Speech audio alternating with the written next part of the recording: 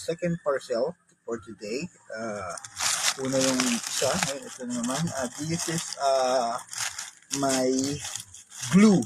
Gamitin ko kasi sa shoes, kaya nagtatahi po ako ng sapatos. Natahi ko ang aking mga sapatos. So, free siya.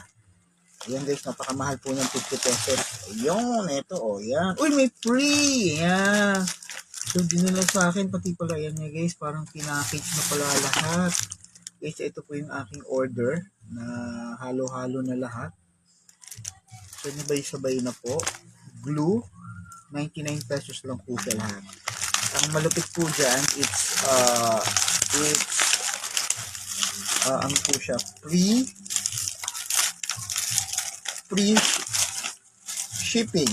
Kaya, dinab na may opportunity. Yan, ito yun.